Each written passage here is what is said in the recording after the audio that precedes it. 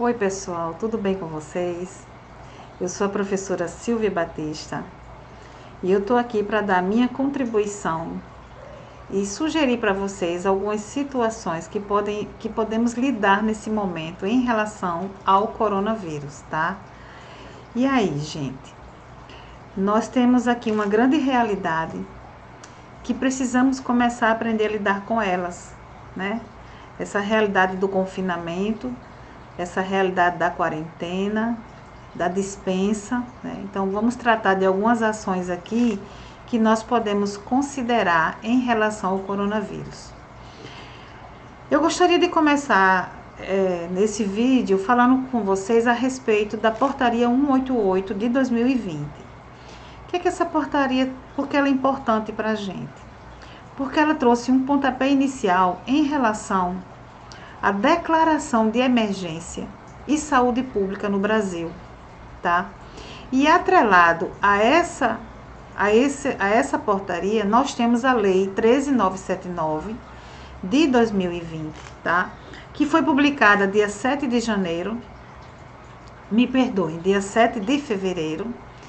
E essa lei, ela veio a estabelecer as medidas de enfrentamento em relação ao coronavírus, tá? Uma das medidas ou alternativas a serem adotadas pelas empresas constam nessa lei, tá? E agora o decreto 6 de 2020, que foi publicado em caráter emergencial no Diário Oficial da União no dia 20 de março, né? Aprovou o estado de calamidade pública no Brasil. Então, em função disso, gente, nós temos algumas medidas que podemos tomar, digamos assim, para minimizar e até mesmo para esclarecer. Eu trouxe para vocês essas medidas, tá? A primeira delas, eu posso dar férias coletivas? Né? Muitos clientes ligam para a gente, né, questionando e ansiosos com essa informação de dar ou não férias coletivas, tá? Mas vamos aqui acompanhar, que vocês vão entender isso melhor, tá? Eu posso dar férias coletivas? Posso. O artigo que trata das férias coletivas, ele vai do artigo 139 ao 141 da CLT. Só que tem o artigo do 139 que determina que todas as férias têm um aviso de 30 dias de antecedência, tá? Porém, nós temos também o artigo 501 da CLT, que determina que quando houver motivo de força maior, né? Quando acontecer um acontecimento inevitável em relação à vontade do empregador, ele vai poder tomar medidas e ações, não necessariamente que cumpra-se esses prazos, tá? Então, nós temos que analisar que momento nós estamos. É um momento de força maior? Após a determinação, né, do decreto que foi publicado 6/2020, eu entendo que sim, que em se tratando de calamidade pública, o empregador, ele fica, digamos assim, sem o compromisso de dar esse aviso de 30 dias, tá, gente? Nós temos lá que no artigo 133, no parágrafo 3º da CLT, ele determina que a empresa comunicará ao órgão local do Ministério do Trabalho com antecedência mínima de 15 dias. As datas de início de sua paralisação, total ou parcial. Então, vejam bem, novamente, essa é uma cláusula que poderá ser perdoada em função do artigo 501, o de por motivo de força maior inerente à vontade do empregador. Até mesmo porque, nesse momento, o Ministério do Trabalho encontra-se também fechado, sem que haja condições de que esse aviso seja homologado. Então, também poderá ser perdoado o artigo 133, tá? Uma outra ação, eu posso reduzir o salário do funcionário? Pessoal, essa redução de salários, ela tem que ser muito bem implantada e discutida, tá? Por quê? Porque existe realmente uma brecha legal para a redução de salário. Vamos lá, vamos a ela. No artigo 503, o que é que ele diz no artigo 503? Ele diz que é lícita, em caso de força maior ou prejuízos devidamente comprovadas, a redução geral dos salários dos empregados da empresa, cada um, tá? Não podendo, entretanto, ser superior a 25%. Só que eu tenho uma Constituição Federal que, em seu artigo 7º, né, me diz que é direito do trabalhador, tá, a irredutibilidade do salário, salvo contendo esta disposição em convenção coletiva ou acordo coletivo. Essa situação aqui, gente, é uma situação que vocês têm que ter muita atenção, porque ela tem riscos, tá? Ela causa riscos. Primeira coisa que nós temos que entender, tem previsão no acordo coletivo ou na convenção coletiva, tá? Se tiver esse tipo de previsão, ela fica totalmente amparada, tá? Mas lembrando que por motivo de força maior, nós temos que ter um entendimento mais adequado, né, à situação. Então, nesse caso de redução de salário, há riscos, mas a empresa precisa analisar, né, o que é que ela é melhor para ela, tá bom? Uma outra situação, licença remunerada ou suspensa, né? Muita gente está me questionando, em se tratando de licença remunerada ou suspensa, o que é que a empresa pode adotar. Então, vamos lá, né? A lei, ela traz a seguinte cláusula, tá, gente? Será justificada a falta ao serviço público ou à atividade laboral privada, o período de ausência decorrente de medidas previstas neste artigo, na lei. Isso quer dizer que toda falta que ocorrer do empregado à empresa, ela não pode ser descontada do salário, ela é justificada, tá? Então, nesse caso, esse afastamento, ele é remunerado. Ele não pode ser tido como um desconto de salário futuro, tá, gente? E ele diz que o que no artigo 3º da Lei 13.979, ele diz que para enfrentamento de emergências de saúde pública, que foi o que foi decretado ontem no Decreto 6 de 2020, a calamidade de saúde pública no Brasil, né? Poderão ser adotadas as seguintes medidas: o isolamento. O isolamento, gente, eu até coloquei aqui uma anotação. Deixa eu ver aqui onde é que tá. Que eu coloquei aqui, tá aqui. O isolamento ele é considerado em até 14 dias, podendo ser prorrogado por mais 14 dias, tá? O isolamento.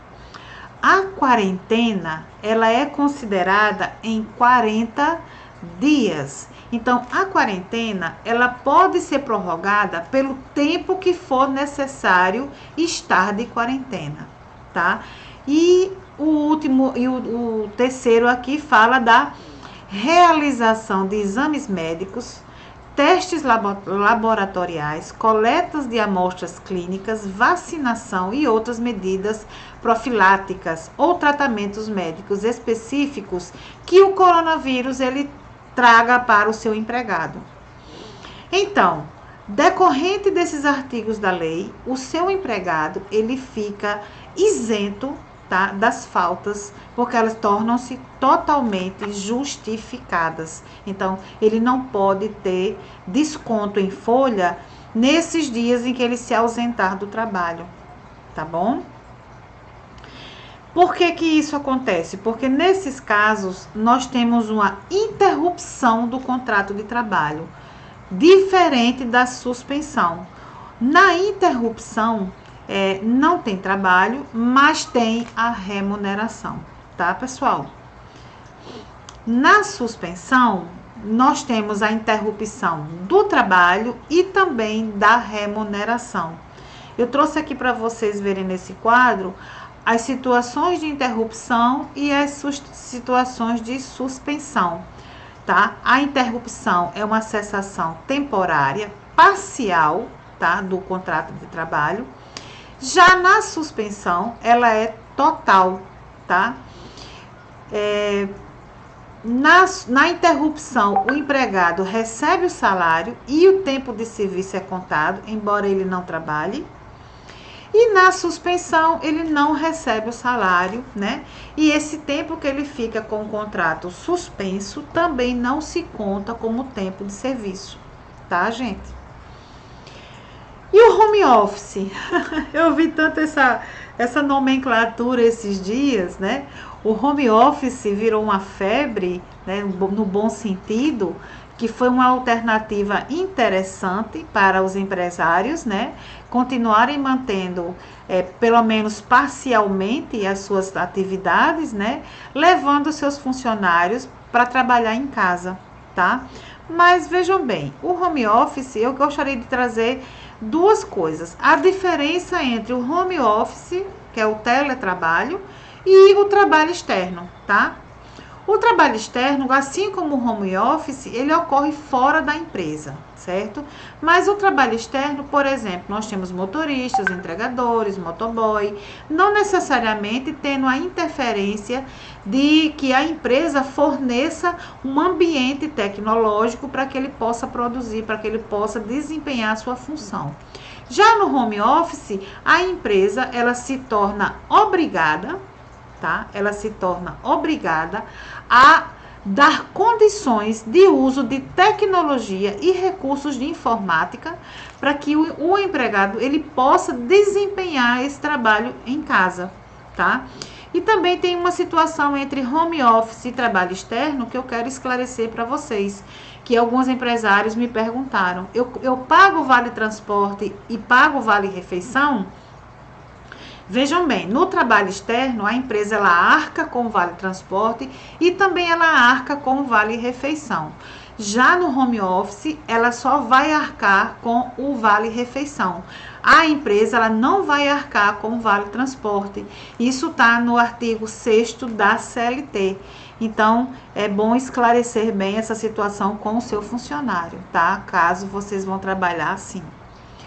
Uma outra ação também que pode ser tomada pelas empresas é a mudança de horário de refeição e jornada, tá?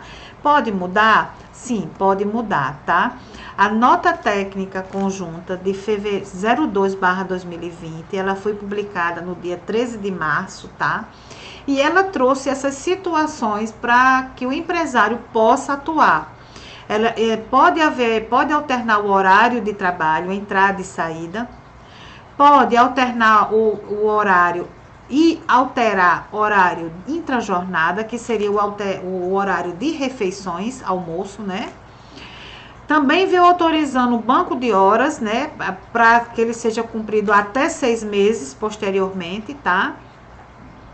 Só que tem um parênteses aí que é interessante que o empregador fique ciente, né? Mesmo diante dessas alterações, o funcionário ele não pode ter perda salarial até o limite, né, estabelecido lá de 25%. A empresa de qualquer forma irá pagar o salário ao funcionário, tá, gente? Outra coisa, outra ação, né, que pode ser tomada mediante essa situação de pandemia.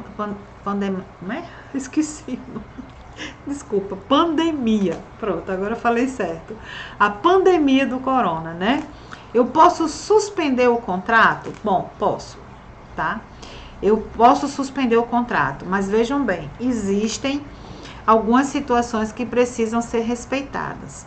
A suspensão do contrato, ela ocorre a paralisação da obrigação principal do trabalhador em executar e prestar o serviço a qual ele foi contratado e também do empregador de pagar o seu salário, tá?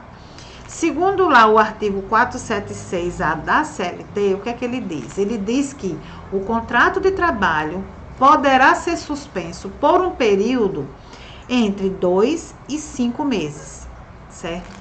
Isso quer dizer que ele vai poder suspender o trabalho nesse período.